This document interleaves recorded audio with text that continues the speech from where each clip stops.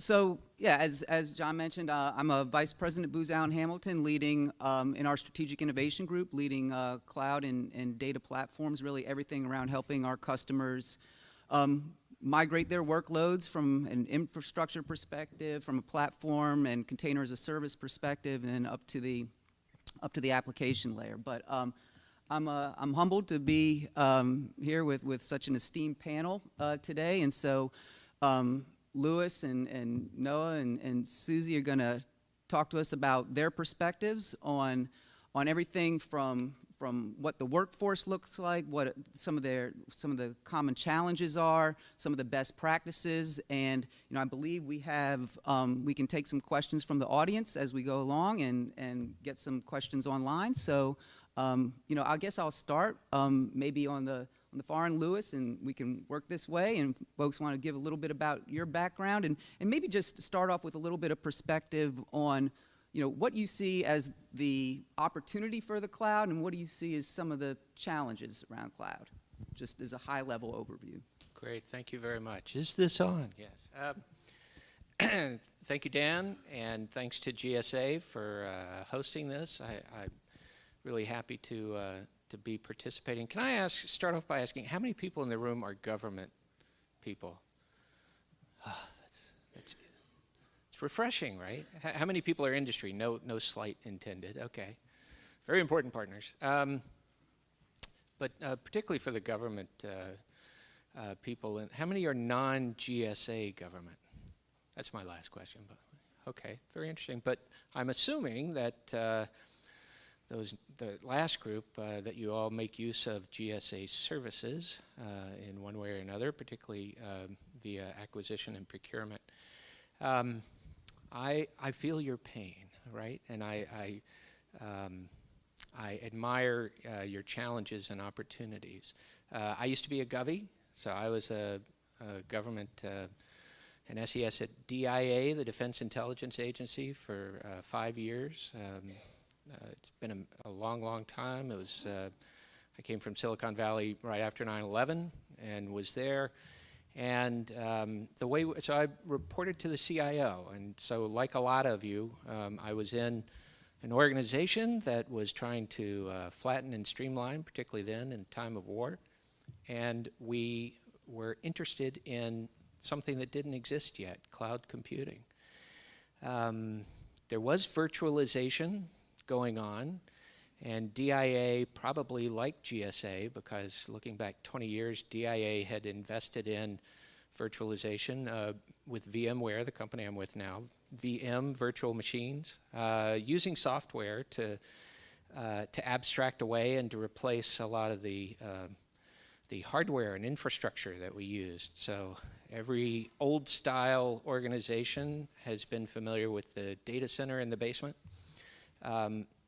Defense intelligence as an enterprise at the time had about 70,000 users globally in over 500 locations. So we were fighting multiple wars. We had lots of people scattered around doing interesting intelligence work on every continent. 500 plus locations. We counted, and I'm sure it was an inaccurate count, and so we used to say 25 plus data centers. It was probably double that. But we did an aggressive, we thought it was ambitious at the time, an aggressive effort to do what every federal agency has tried to do since. We consolidated, and we virtualized, and we re-architected the entire enterprise down to 5 global data centers. And through the architecture, providing services across that enterprise from those, we would think of it as a kind of hybrid architecture today, a hybrid environment. It was trying to replace on-prem servers in the basement of every defense and Army and Navy intelligence facility around the world to provide services smartly and centrally. And in doing so, we saved a lot of money. We provided services a lot faster and really optimally. And we had the streamlined environment to actually provide new analytic services and the opportunity to move many of our legacy applications and systems into a much smarter, streamlined environment. So it was really win-win all around. I know we're going to talk, and you're going to hear it not only in our session, but in later sessions about specifics of how you accomplish that in today's world, where you have the opportunity with public clouds as well to really be more creative and expansive in what you plan to acquire and deploy, particularly because of the complexity that you want to reflect in what you provide to your end users and customers. You want to reflect that complexity, but do so in a really clean, streamlined IT architecture so that your environment makes a lot of sense and you still save the money. That's what our business does. But I know that, just a last point,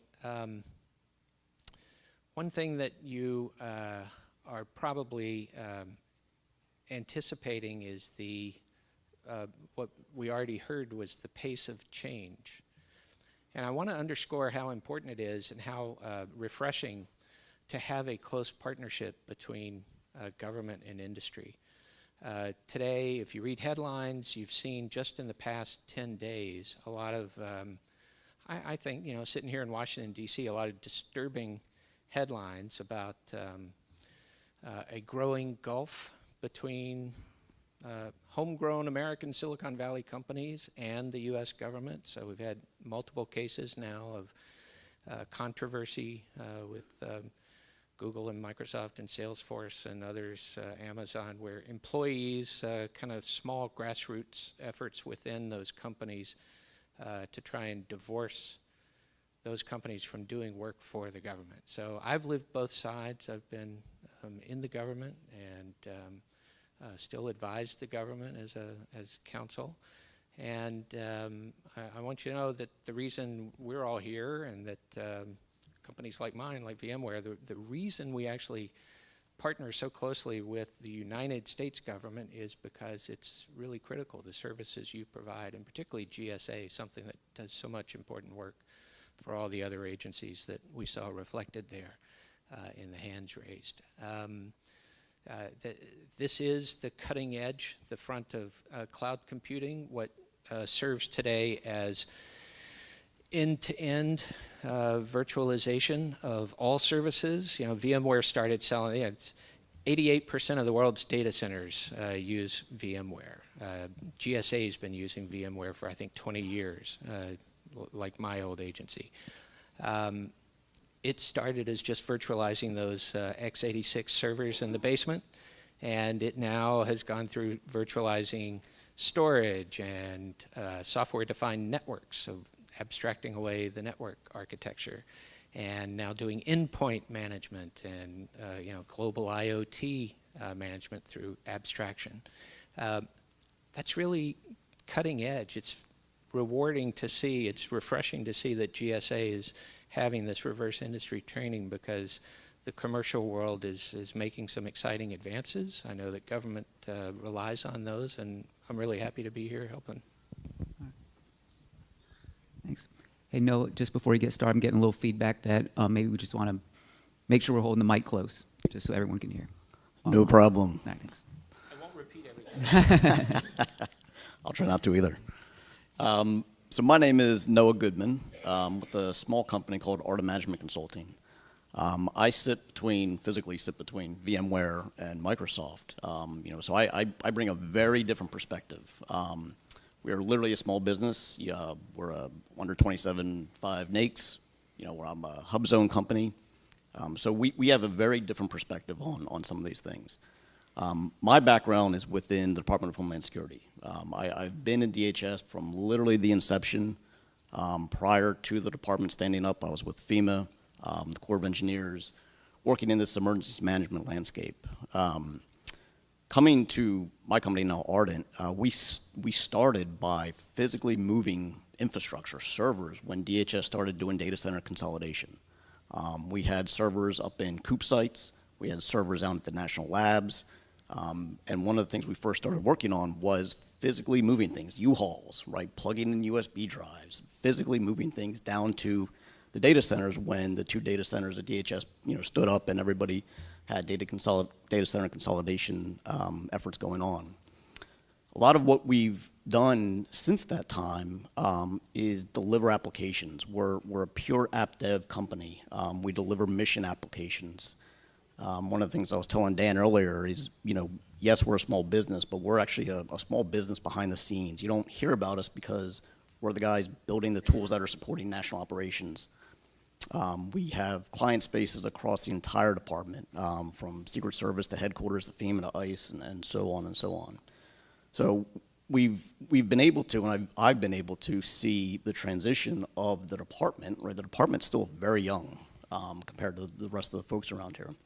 So watching the transition of DHS, procure IT services, build technologies, consolidate technologies, and now with a lot of the efforts, especially with the new CIO in the department, of moving to the cloud, right? There's a lot of edict out there about getting out of the data centers. There's milestones to get out of the data centers. So working with the department and being able to move systems, physically move systems, deploy strategies, deploy services and applications into cloud service providers is one of our big efforts right now. I get to sit on a number of cloud IPTs and CIO councils at the headquarters level and across the department. So we talk about migration patterns and adoption patterns. And it's interesting to see because when you look across the department, you have very fast adopters. ICE and FEMA, they came out very early. And then you've got others who are still waiting to see how to do this. And that's even at the headquarters level. So there's a large range of opportunity at the department from both the acquisition side as well as the adoption side on how to get things going. So one of the things I'm very interested for today about is to hear about adoption patterns and migration pathways, strategies to do things, as well as hopefully get the chance to talk to you about some of the things we've been doing at the department, some of the things we've seen, the pitfalls, and really kind of talking through some of this in an honest, open forum. So thank you. Thanks, Noah. Susie?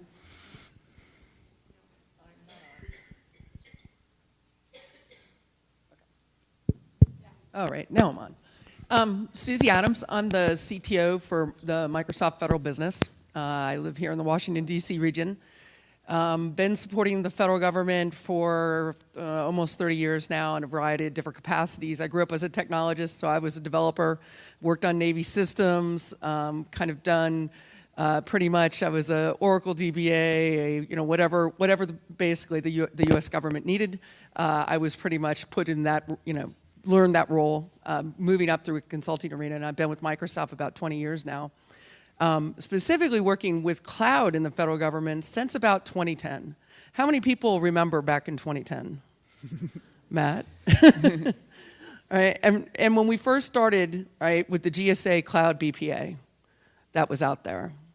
And I remember thinking, when we were all looking at that RFP that came out, I'm like, wow, this looks like a traditional RFP with just a sprinkle of cloud.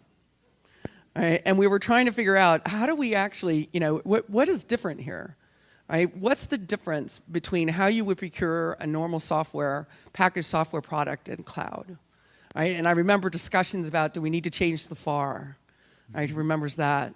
Yeah. Right? And then everybody really being nervous that you couldn't really buy cloud without doing something completely different than what you're doing today. And what we've learned, I think, over the last 8 years is that that's not the case. Right? Yes, it's absolutely different model, as Lewis said, and it's virtualizing basically everything. You're going to go from a CapEx model to an OpEx model, right? That's different for sure, right? The pace of change is dramatically different, right? With our Azure cloud, we literally release new updates 20 times a day with new pieces of functionality that you're going to want to be able to use without having to go and have some type of contract motion. Right? And that's kind of hard to wrap your mind around when you think about it. You're like, okay, well, how am I going to do this? And as we're starting to see, people are starting to understand that what we're really trying to do is you have to be a little bit almost more vague in the contracting language of what you're purchasing because you never know how much it's going to change during the period of the contract, right? And that's tough. That is not an easy thing to wrap your mind around, right? The other, and hopefully today we'll get to some of these other challenges, but I think, there are huge differences. What's the handshake between the cloud vendor like a Microsoft, an Amazon, a Google, a VMware, and the government? Who's responsible for what? What happens if there's a security breach? How do you know where the security breach was? These are all very different things. We're used to outsourcing, and there's a single belly button to push. Now, both sides have responsibilities, right? And it depends, and you need to really think about what those responsibilities are and make sure you take care of those, both contractually, right, and from a technology perspective. The last thing I'll say is back in 2010, I sat on a panel at it was a procurement conference, and it was 3 technologists and a lawyer. And every question we got, when we got to the lawyer, he said, put it in the cloud and the lawyers will come. And we were like, what do you mean? We had no idea what he was talking about, right? But it just goes, it shouldn't be something you should be scared about. The cloud offers so much capability that we could never get access to. Think about just big data, machine learning, and artificial intelligence, right? Only the big 3-letter agencies were really able to have that type of capability, and on a very limited basis, and it was super expensive, right? Now, anybody can go and create a bot, and you're only going to pay for what you use on a consumption basis. That's huge. Think about data and what you can do with data. Think about what you can do from a cybersecurity perspective, right? Being able to find that needle in a haystack without having to look at or run reports or just look at NetFlow data, right? This gives us such opportunity. And I think it's, the opportunity is really for us to figure out how to accelerate that adoption inside the federal government so that we don't fall behind, because the world is using the cloud, right? It is not, it's not something that's going to go away, and we need to learn how to quickly snap into that model. Awesome. Thanks, Susie. So maybe we can start, before we get to the good stuff on the best practices, maybe we can start with maybe from each of you, what's a key challenge that you've seen with a cloud migration effort? Was it the strategy? Was it the technology, security, the workforce? I'd love to hear from each one of you kind of, where was something that if you could go back and do something differently, or worked in an engagement where something could be done differently with respect to cloud migration, anywhere from acquisition through delivery.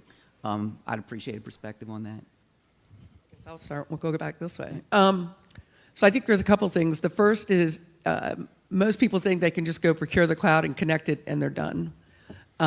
It's not like that. You have to go and clean up your own house.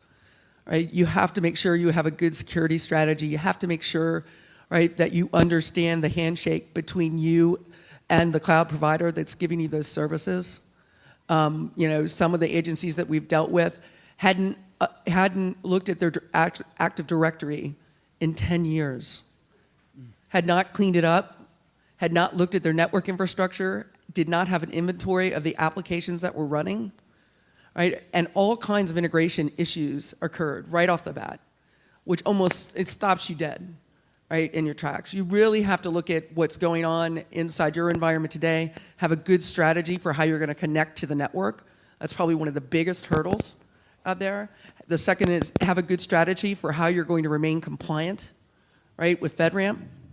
It's how you're going to get applications through your internal FedRAMP approval processes after you're connected to the cloud, because each application needs one. And what we're finding is once you get through the hurdles of connecting the cloud to your environment, you have a directory, right, an identity approach, and you're looking at building apps. The next thing is once you build the app, nobody can consume it because it isn't compliant. And so you've spent a year getting onto the cloud with almost seeing little or no value. And so these are things that you really need to think about right at the beginning so that you can make sure that once you're connected, that you can easily take advantage and start to migrate applications, right, and use these.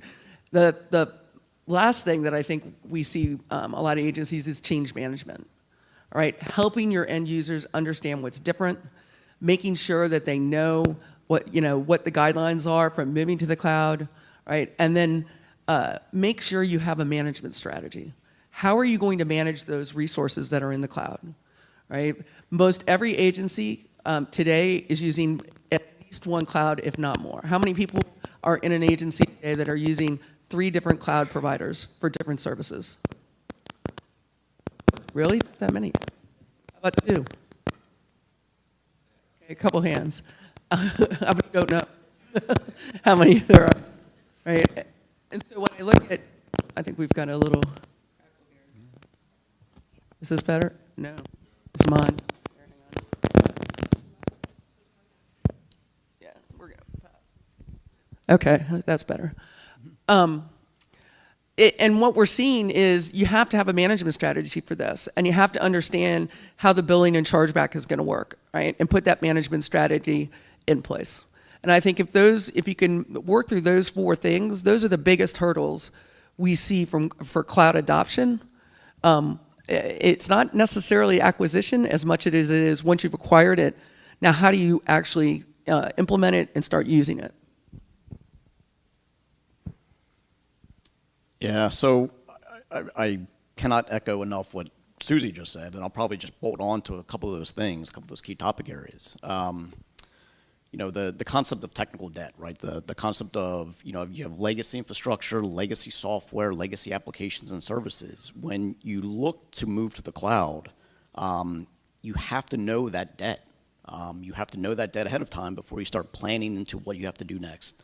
You know, that gets into some of the conversations about, you know, your strategies, whether it's, you know, lift and shift and refactor and re-engineer and you know, all these different things that you can do with the applications. But you have to understand what you have in-house right now. So one of the things I'll probably harp on a bunch over this morning is planning. I have the honor, I guess, of living this right now. We're moving one of our major systems on one of the data centers, moving up to GovCloud, and we are going through a plan right now in understanding how to get this thing out of there. This is a National Special Security Exemption System. It's a 24/7 operational entity, right? So we've got a lot of challenges about how to get this thing physically out of the data center and moved up into the cloud. Working with your security teams, your security assessment teams, your assessors, physically grabbing them, right? Having them with you. You can't do this without having people on board, whether it's your program managers, your system owners, or your authorization officials.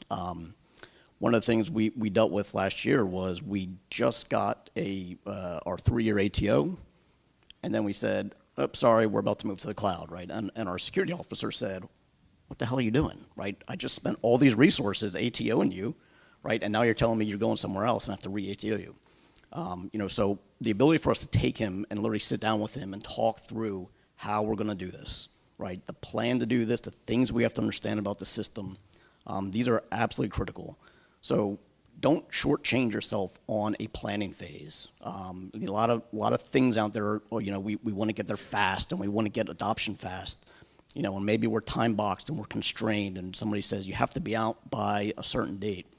Well, don't shortchange planning. Don't shortchange the effort that it takes to get people in the room. You know, whether you have to physically move people into rooms and talk through these challenges. You know, pay attention to that. And that gets into understanding your system, like Susie said, like the concept of debt, right? So what are you bringing up? What do you have to re-engineer? What can you just simply move into the cloud? Those are probably some of the biggest things we've seen over probably the past 5 years in working with some of these mission systems and moving them up. And again, I'll say it again, like planning. Do not shortchange planning. Everything they said. To answer Dan's question, so I think one of the biggest pitfalls is actually that we fool ourselves a lot on cloud adoption. And we do that in 2 ways. Number one, from a government perspective, we fool ourselves sometimes with, you know, senior management, close your ears here. IT often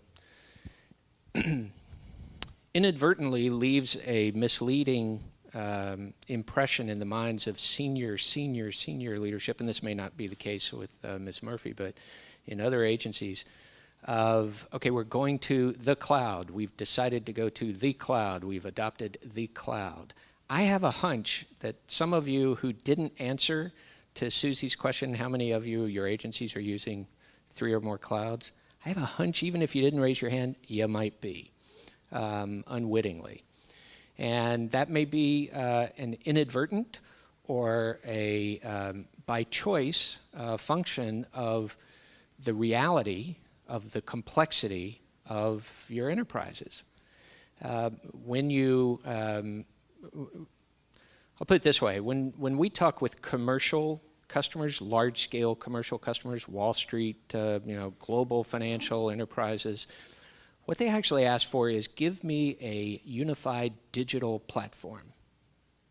Help me have a digital platform that's ubiquitous and is capable of supporting everything end-to-end virtualized, from on-premise data centers, which I'm still going to have for at least a while, and in some cases for security and other governance purposes forever, through hybrid cloud and public cloud integration, multiple cloud environments. Multi-cloud environments are not the enemy, they're the reality.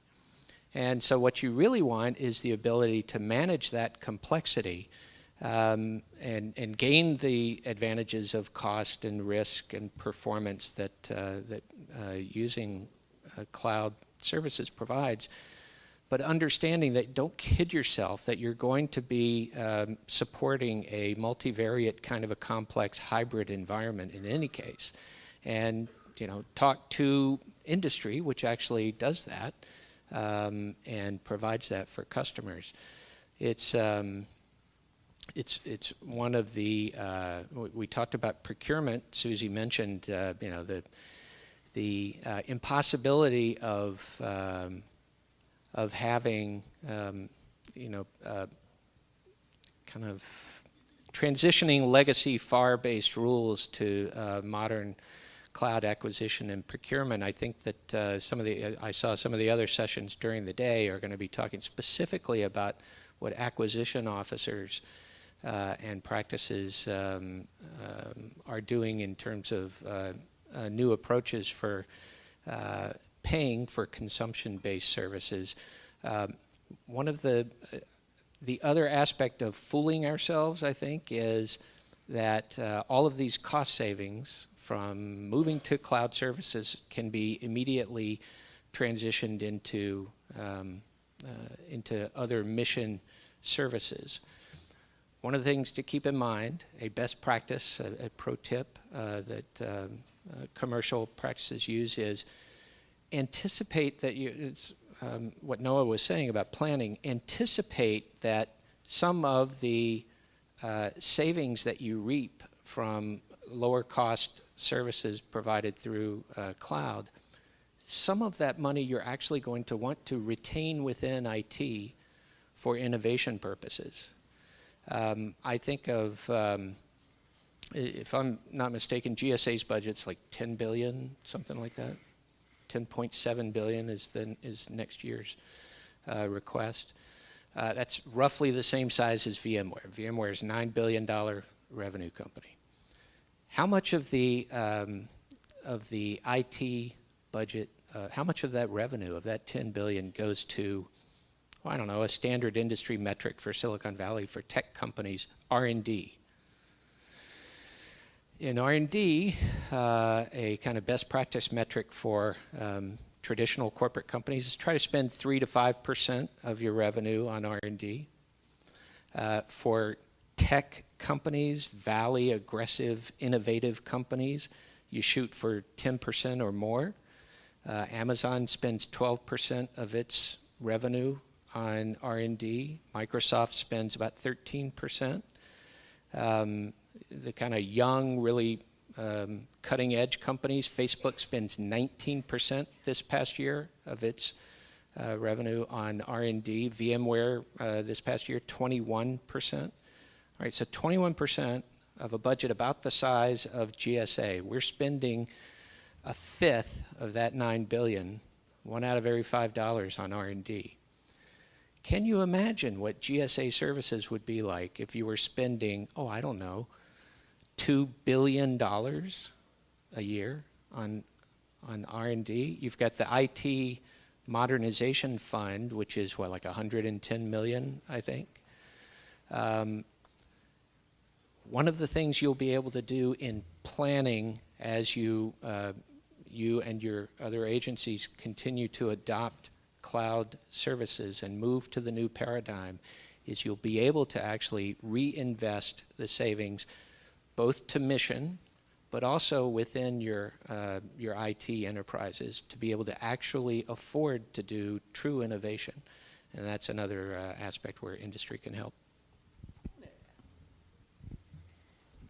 Just to add to what Louis said, when I think of the term IT modernization, I go back in my head and I'm thinking, I'm going to take an application and I'm going to go get the requirements and I'm just going to use newer technology to implement the same process. The way that we think about IT modernization is more digital transformation. It's not doing things the same way. You have new tools available to you that allow you to be really innovative in how agencies provide citizen services, right? How you secure those services. The capabilities really are endless. And so what we're encouraging agencies to do is they look towards moving to the cloud is not look to take everything they have today using the same process, right, to the cloud. It's actually to try to be innovative, right, and look at the new capabilities and the new technologies that are out there that could help you deliver more innovative services, right, and maybe sunset a lot of what you already have, right, which will help you even save more. Right, so I do think that if you can think about it that way, right, and think of it more as a transformation instead of a modernization, right, in the traditional modernization type of contracts that we usually see out there, right? They should say digital transformation, really. That's an excellent point, Susie. Since you each touched on it, so 10 years ago, cloud. 8 years ago, hybrid cloud. Now over the past couple years, multi-cloud.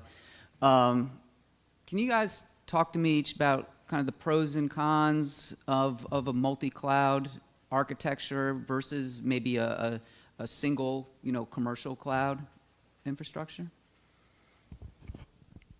I think it was IDC like last year that said that every major corporation will have a multi-cloud hybrid infrastructure by 2018, right? So think about that. Every major corporation. Today, I think it's already true across the federal government, whether you're using Salesforce and Amazon or Salesforce and Microsoft or Amazon and Microsoft together, right? Or, have Dropbox or the list goes on, right, of all the different cloud tools you could potentially be using, right? I think the challenge with multi-cloud is what I like to call cloud creep, where you have, the behind the scenes folks just using any cloud that they want to use, which is obviously a huge security vulnerability to not know where your data lives. And so what you're really seeing now in the IT industry is a lot of emphasis on how do you manage your hybrid infrastructure? How do you know what cloud services your end users are actually using? How do you know where your data is? And instead of securing your perimeter, your security perimeter has changed. It's no longer guards and gates and guns, right? And just your contractors that are out there. And at the network edge is all data is protected. You now need to look at and follow data regardless of where it lives. And that's a huge paradigm shift from a security perspective, right? And so what you're seeing now are tools coming out to help you manage that. And the reason these tools are coming out and they're not expensive is because of the cloud, because these tools live in the cloud and they help you manage this new digital estate that spans data in your data center on legacy systems, data in the Microsoft cloud, the Amazon cloud, the VMware cloud, regardless of where it lives on any device, right? And gives you that perspective of who's using what, where data is going, and helps you manage that environment. Now, are the tools everything you need to truly be multi-cloud and feel safe? We probably still have some work to do in the industry to make these, truly enterprise, for very large organizations. There are still some gaps that are out there, but they're not big gaps, right? And those gaps will be closed in a matter of months, not a matter of years, right? And so you're going to start to be able to see that this is not a big deal. You will be able to visually see where your data lives and be able to manage that, right? And it'll be ubiquitous. You just won't, it won't matter anymore. And so, I truly think that multi-cloud, we're already here. And I think that you're going to see, the challenge really is understanding how to manage it and getting up to speed on all the new technologies that are out there. That was an interesting statistic about 2018 and multi-cloud, right? So we're a 120-person company, right? We run Office 365, Salesforce. We've got our dev sites in Amazon. Like, that's crazy, right? We're a 120-person company, and yet we are in this multi-cloud environment. Same can be said for a lot of my customers, especially in the mission side. You look at FEMA.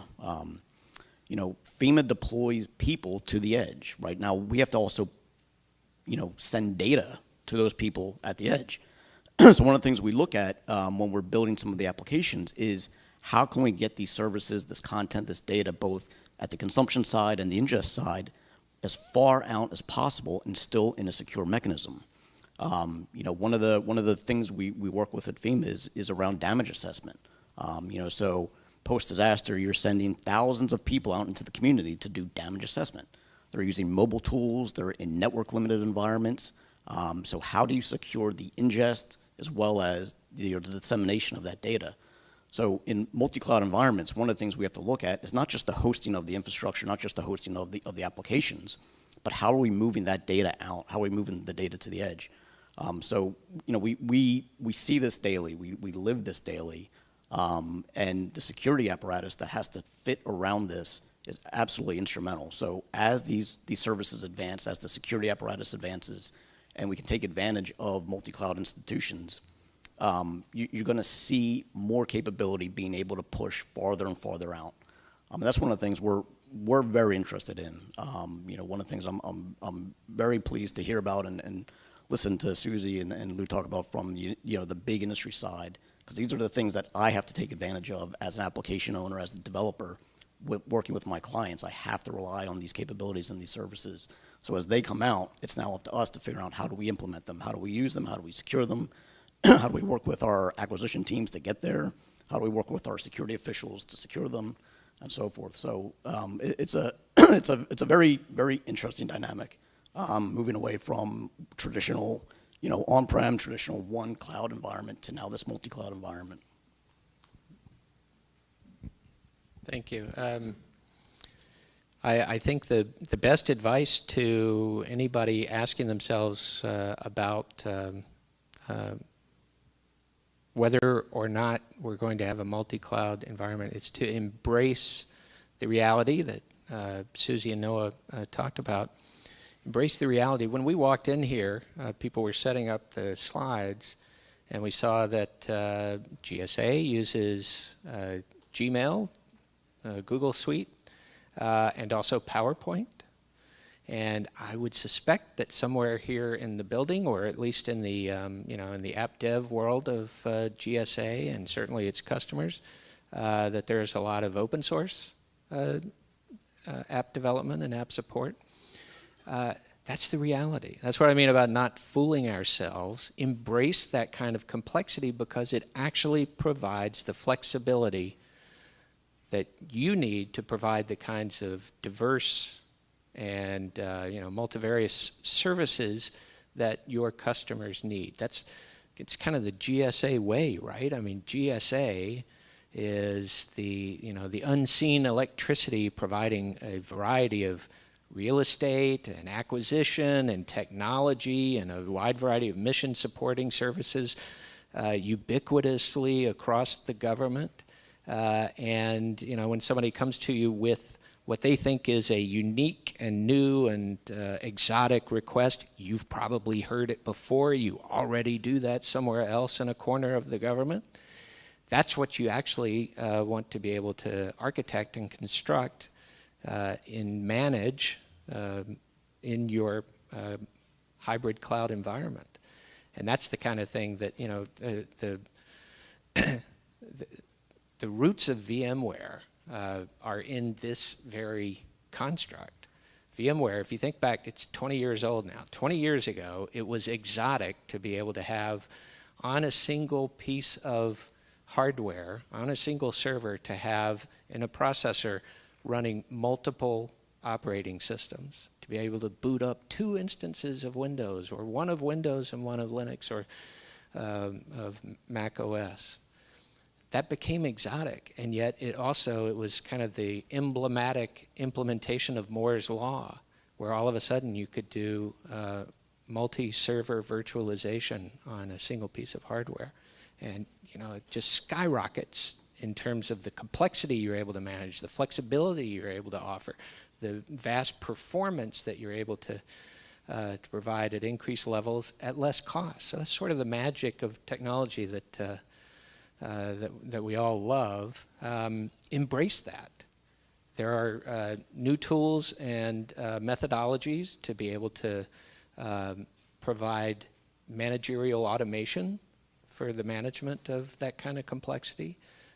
That's what industry is doing. And using particularly machine learning, that's where most of us see I'm on the VMware research side in the R&D team, so that's where we're spending that massive investment, is in putting within all of the automation of all of the complex orchestrations of services, automating as much as possible. So, the phrase that VCs like to use, I think Mark Andreessen originally, software eats the world. Everything's becoming software. The answer to that question is embrace that kind of aggressive new opportunity of new managerial automation and virtualization through software. It's really exciting. Awesome. Good stuff, Louis. So I heard each of you talk about cloud as this enabler for digital transformation. And I heard each of you talk about multi-cloud and different architectures and infrastructures to address different services that are also needed for that digital transformation. When we think about moving to the cloud and we think about embracing the cloud, there's I think a lot of different approaches. We could lift and shift. We could move our workloads over there, and there we're in the cloud. Or we could take this maybe far to the right spectrum, going from cloud ready to cloud native.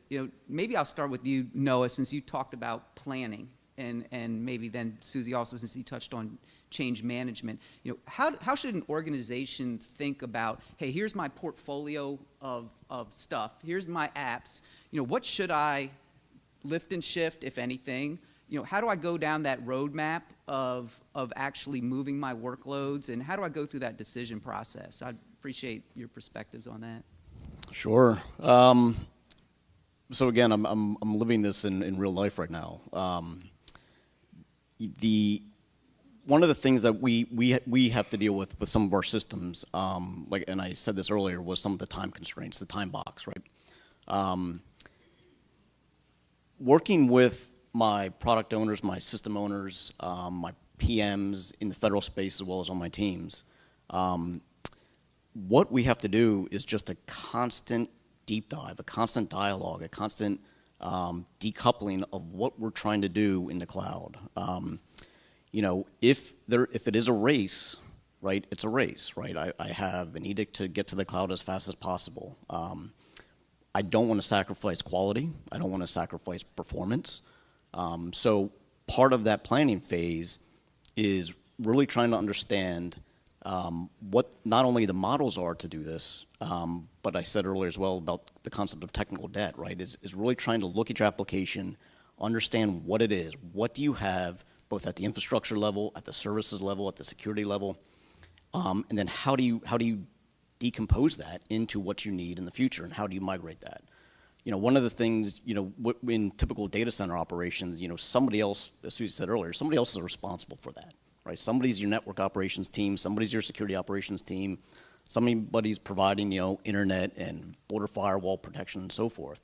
Well, now all of a sudden, that's your job, right? You have to plan for this. You have to figure out how you're going to do this. So one of the things that we've been challenged with is a time constraint. That's fine. That's the way the world's going to be. but we have to constantly work with our team members, our product owners, our system owners, to help them understand what that means. If lift and shift is the fastest way to do this, it's the fastest way to do this, but you have to understand what you're going to carry with you when you do that. You know, similarly, I'm going to harp on this again and again about the security side of it. You know, one of the things that we're challenged with is the concept of like tenants, right? So you have a general support service, a GSS, and now all of a sudden you have tenants that have to plug into this. Well, there has to also be a security mechanism to be able to do this. So working with your security officials, working with the assessment teams, and being able to say, all right, I now got to plug in, I got to re-ATO, I got to do all these things. How do I decouple, how do I decompose my systems and my applications to be able to do that? And you know, what's the speed and what's the scale for me to be able to get there? So, you know, it's going to vary, right? It's going to vary at the portfolio level. It's going to vary at the maturity of the agency and the department. Maybe you have mature programs in migration strategy. Maybe you don't. Maybe you have time constraints. Maybe you have fiscal constraints. So it's really trying to get to the bottom and really decompose the why you're doing this, what you're trying to get out of the future, what you're trying to do in the cloud. And that approach is going to help you understand whether it's true lift and shift, whether it's cloud native, you know, whether it's, you know, containerization, whether it's taking advantage of services and microservices and all these great things that we can do with our applications. Because if you don't understand that, you're going to be saddled with the debt in the future, right? You're going to sacrifice the quality. You're going to sacrifice something in the future if you make kind of rush to the judgment decisions and so forth. So I completely agree with Noah. You know, I think, so I was working with a large branch of the military, and this one group, we went in to talk with them, and they said, we have 600 systems of record that we all think have authoritative data in it. I'm like, 600? I'm like, do you know what they all are? Well, no, we're documenting that now. And when you think about just that concept alone, right, when it comes to, you know, getting your own house in order, right, I think it really starts with, you know, you have to do that inventory. You have to know where your data is, who's using those systems of record, right? Are those systems of record still needed, right? Is that process even in place still today? Because a lot of times it's not, right? And you don't have to do this all manually. And I think that was probably the most shocking piece, right? Was that, you know, the way, and this mirrors my background as a architect. I've gone in countless government agencies, and you go and you document all the systems. And you draw nice little flow charts in Visio, and you say, this is where the data flows. And you have a big notebook about this thick, right? And this is how we used to go about documenting IT systems. In today's world, you can automate a lot of this. You can actually run tools on your network that will tell you what systems are connected to what data stores, are they being used, what networks are they on, have they been patched, have they been updated, right? And the list goes on. And so we really encourage our government customers to take advantage of automation as best as they can. And this can be a cultural challenge because people, especially security professionals, are not happy, right, with running these tools that they don't really understand on top of all these systems. Right? But it is really, it gives you so much more intelligence about what's actually going on as opposed to just trusting, you know, somebody that might have just, you know, started work last week on whether a system is needed or not. Get all that data, do the IT inventory, and then I think you have to go through, just as Noah said, that process of trying to, what am I going to digitally transform? From a technical perspective, there are better candidates than others for lift and shift. Some you can't. Right? It just won't work. Some would cost you more. You have to look at there's you know, obviously security reasons not to move things. There's business justifications not to move things. Is the application actually end of life so that you could go cloud native, right? On your next on the next tool that goes in to help that process. And so, you know, it isn't a one size shoe fits all. It just isn't. There isn't a cookbook for, you know, just migrate this one if it does this and kind of go down and go through a checklist. You actually have to go and do the work, right, and actually sit down. And we have a process, I'm sure at VMware everybody has a process out there that all pretty much looks similar, right? We just name it something different. To actually walk you through the kind of that application rationalization process, knowing your hardware inventory, understanding, what the value would be, right, from both a business and a cost perspective of migrating something to the cloud, right? So who remembers the edict about XML? Everything has to be XML. You remember that? That's a long time ago. So the analogy I like to use here is that, and I'm not kidding, I can't tell you how many government agencies took running applications perfectly fine in production and said, well, we have to XML enable them when it gave no value whatsoever to the application, none. No value whatsoever. And so it's the same thing here. If there may not be any value to moving one piece or one application to the cloud. And if that's the case, don't move it. Right? You're going to live in a hybrid world. Right? So it's not an all or nothing type of thing. You really have to sit down and analyze your portfolio and make both a business justification for the move as well as making sure that it's technically feasible and that you're getting some value, right? Business or innovation value out of moving it to the cloud.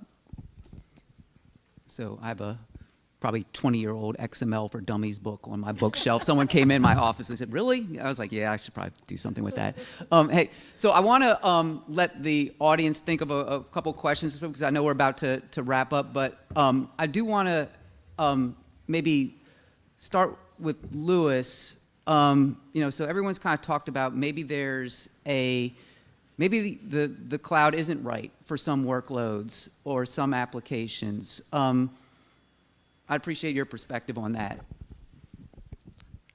In the interest of time, absolutely, of course not. I do a lot of work in the DoD and IC space, and they are going to, at best, use on-premise, if not, individual server-based provision of a service, of a capability.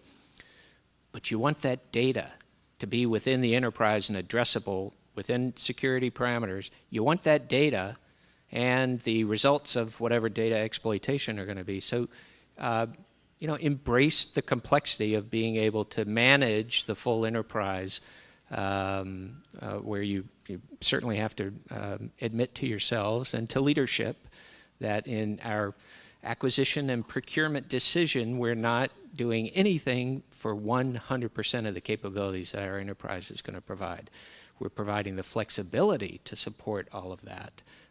But as you've heard today, you embrace the hybridity of your environment. So just to maybe piggyback on that, just as a follow-up, but I know a lot of the cloud service providers are getting their IL5, Impact Level 5, and FedRAMP high. Is that still not appropriate enough, or? No, it's absolutely appropriate, and that's exactly what we're targeting for this year. But it's how many people are here are in the DoD space? Not that many. It is a vast, it's a large proportion of the federal IT spend. But in terms of the services that GSA supports, there's a lot. It's like big data. Not every government enterprise has the need for the kinds of algorithmic scale and complexity of Facebook, which has 2.4 billion users around the world. So it's kind of, big data for the rest of us, cloud computing for the rest of us. You want to be able to, manage the universal digital platform that includes on-premise capabilities as well as in a multi-cloud environment. Awesome, good stuff. Questions from the audience? Anyone? Is there one? You're going to hand me a laptop. Okay. All right. So I'll take the first one. When you move to a cloud solution, what data migration considerations are important to consider so that data from legacy systems are still usable? We'd like to tackle that.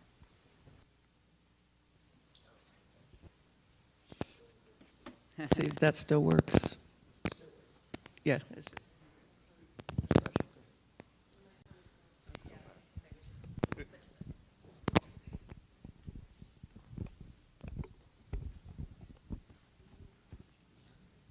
right? What data to move? Boy. Some of the, especially in my world, right, in the security world, we deal with sensitive PII, we deal with law enforcement data, we deal with all these things, right, all these caveats around data. We have one of the challenges that we actually face right now is the ability to physically go down to a data center and plug a device in to actually get our data off. That it sounds kind of silly, right? But that's a challenge that we have. So what data to move? When it comes to the world I live in, it's mission systems, right? So we know the data. A lot of our data is fairly static, but there is in-transit data.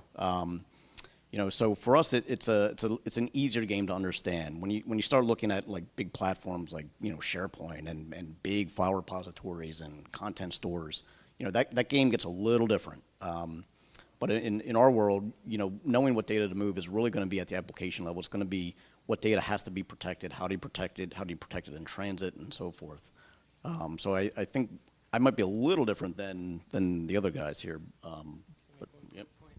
One quick point is in your planning on data, and many people know this now, but don't only think about data that resides in databases. It's where we all were 20 years ago, 10 years ago, for a lot of systems still today. But what we see a lot increasingly in the government space and certainly ubiquitously in the commercial space is an interest in all of the data produced from endpoints. GSA supports hundreds of thousands of government employees, all of whom are walking around with computational devices that produce and store and use data. And we've got the Internet of Things and the ability to, through multi-cloud environments and the analytic services that can reside on them flexibly, the ability to actually do health management and real-time monitoring of events across the broad enterprise of facilities and locations and devices within all of those locations, I would think for GSA is going to be really important. So it's a new way to think about the full environment of data that you're going to be able to support through a multi-cloud environment. Awesome, thanks, Louis. So one last question, and then we'll break. I thought this was interesting. Is there something we can do to improve the FedRAMP process for industry? It feels like some agencies are still challenged getting to that ATO gate.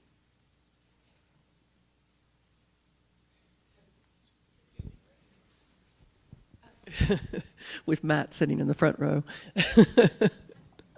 I think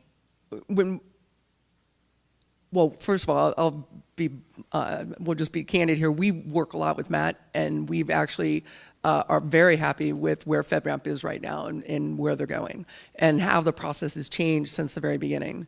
Because it is a challenge. I mean, if you look at the controls, sometimes some of the controls, the way that people want to interpret them is traditionally old school.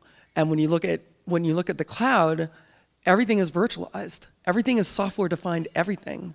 We don't have hardware load balancers, right? So when you read our security package, I think the biggest challenge for agencies is not the FedRAMP process itself, right? It's how to interpret how cloud providers are actually implementing those controls, right? Because the technology we're using is so different than what was used in the past on-premise. And I think that is the biggest challenge and the biggest hurdle to overcome is when you start reading this 1,000-page document, and it's 1,000 pages, a traditional system security plan might have been 20 in the past for something on-premise, and it was something you could touch and go look at and unplug from the network. You now have to trust, you have to read this document, look at new software-defined firewalls, networking that you've never seen before at a hyperscale level with data centers that are all over the country, and interpret that and interpret how we meet that control all by reading 1,000 pages. Right? And so I think that's the biggest challenge right now with the cloud security controls is how do I make heads or tails out of this? And then people taking a literal interpretation of a control. right? And saying, well, you didn't implement it this way. Well, that's because you don't do it that way in the cloud. It doesn't make sense to do it that way in the cloud, and here's why, and here's how we're mitigating that risk. And so we spend a lot of time, frankly, doing that. And, you know, it's been a learning process for the cloud providers and for government. I remember the very first time we went through with Azure, getting our FISMA ATO with GSA. I can remember the conversations we had, painstaking, in a room at GSA over each control, and I'm not kidding, each control. And it was unbelievable. It was both an educational experience for our compliance team, as well as the people on the other side who had never really understood how hyperscale clouds run behind the scene. So I think that's the challenge. I don't think there's a process problem there. I think it's more of a learning type of a thing. Great. All right. Thanks, Susie. So I want to thank Susie and Noah and Lewis. This was energizing and educational for me. I hope it was for you. Also, thank you to GSA. I hope folks got a lot out of it. And thanks for your time, everyone. Thank you.